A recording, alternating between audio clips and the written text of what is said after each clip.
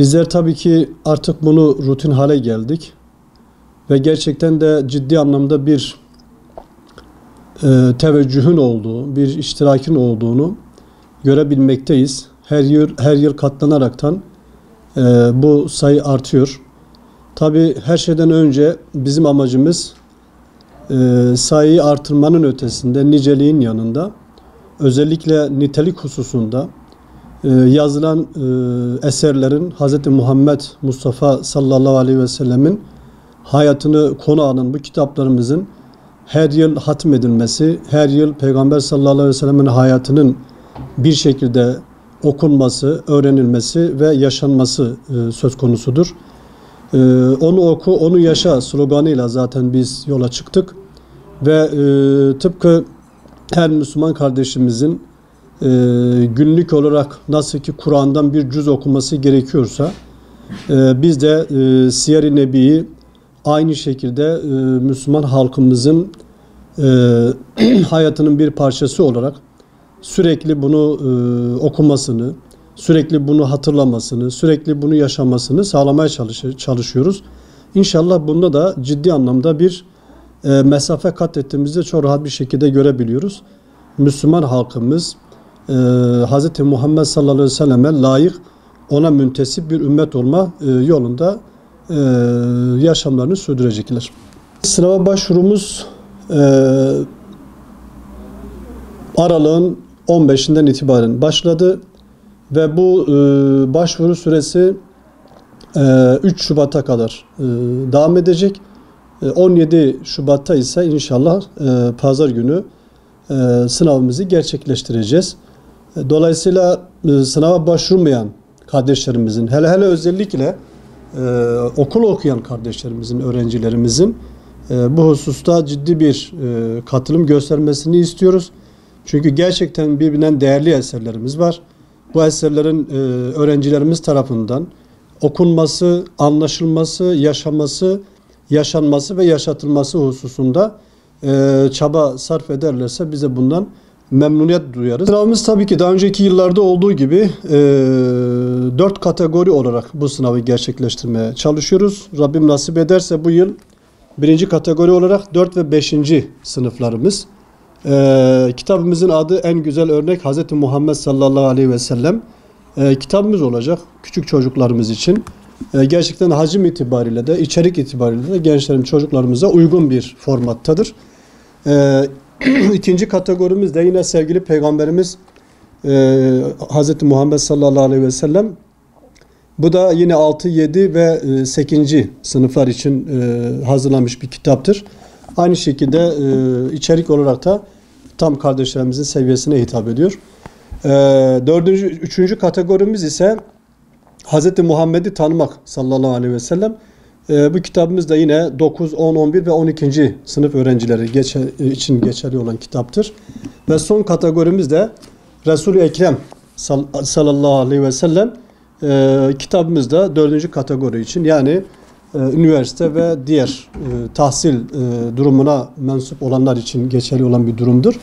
Tabi burada biliyorsunuz bu sınavın kaybedeni yoktur. Ancak biz bu sınavı daha da genelleştirmek adına bu sınava katılan her kardeşimizin gönlünü almak, o kardeşlerimizi sevindirmek anlamında 2000 ödüllü bir sınav gerçekleştiriyoruz. Geçen sene 2000 ödülle başladık. Bu yılda inşallah bu devam edecektir. Bu 2000 ödülün içerisinde özellikle yetişkinler grubunda 5 kişi de umre ile biz inşallah ödüllendirip bu sınavı bu şekilde taçlandırmaya çalışacağız. Tabii ben özellikle bu hususta şunu söylemek isterim. Yani biz bu sınavı her ne kadar ödüllerimizi koymuş olsak bile nihayetinde sınavdaki esas amaç Hz. Muhammed sallallahu aleyhi ve sellem'i okumaktır. Onun gibi yaşamaya çalışmaktır. Esas gayemiz bu. Ama en azından bir gönül alma niyetine de olsa sınav olunca ödül olması lazım. Her kardeşimiz küçük büyük fark etmez, sınava katılmak istediği zaman öncelikle bu kitapları alacak. Bu kitabı aldıktan sonra kaydını yapması lazım. Kayıtlarımız online üzerinde de ön kayıt şeklinde yapılabilir. Ama mutlaka bizim Peygamber Sevdalıları Vakfı'nın koordinatörleri vardır ve temsilcilikleri vardır. Koordinatörlüklerde ve temsilciliklerde belirlenen noktalar vardır, merkezler vardır. Sınav kaydının bilfiil sisteme geçmesi lazım.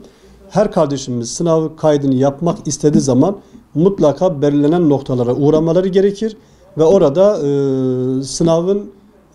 sınav kaydını yapacak, kitabını alacak, ondan sonra gidecek, bu kitabı çalışacak ve sınav günü gelmeden önce bizim koordinatörlüklerimiz ve temsilciliklerimiz sınava katılacak olan kardeşlerimize mesaj yoluyla bilgilendirme de bulunacaklar ve kardeşlerimiz belirlenen tarihte, belirlenen okulda sınava girecekler inşallah.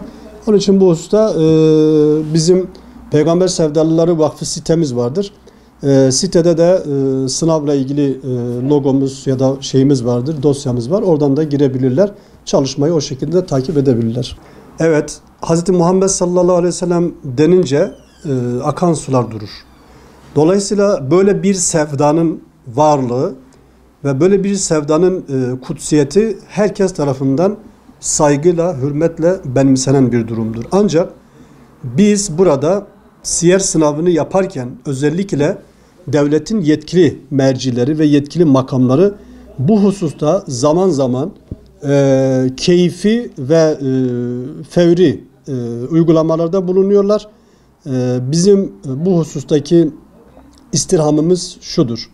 Lütfen bu çalışmayı herhangi bir yapının bir tekelindeymiş gibi değerlendirmeyin. Bu hepimizin ortak paydasıdır. Bu ortak paydada söz konusu yetkili merciler olsun, devletin üst ricali olsun ve bu işin içerisinde resmi anlamda yetki sahibi olan her kardeşimizin bir katkı sunması lazım. Bu işi kolaylaştırması lazım. Çünkü dediğim gibi yani biz bunu kendi şahsi menfaatimiz için yapmıyoruz. Biz ümmetin ruhunu yeniden diriltmeye çalışıyoruz. Ümmetin ruhu ancak onu anlamakta geçer. Hz. Muhammed sallallahu aleyhi ve sellem'i tanımak ve yaşamakla mümkün olabilir.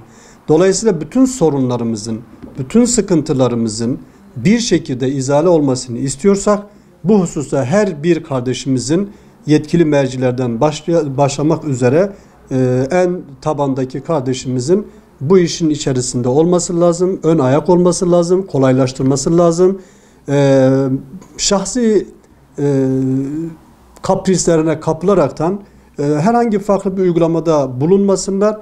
Çünkü gerçekten söz konusu Hz. Muhammed sallallahu aleyhi ve sellem olunca hayatımız değişir, bakışımız değişir, yaşam tarzımız değişir ve ona engel olanlar tarih boyunca hiçbir zaman rahatlık yüzünü görmediler, hiçbir zaman huzur görmediler ve hiçbir zaman da işleri istedikleri gibi yürümedi.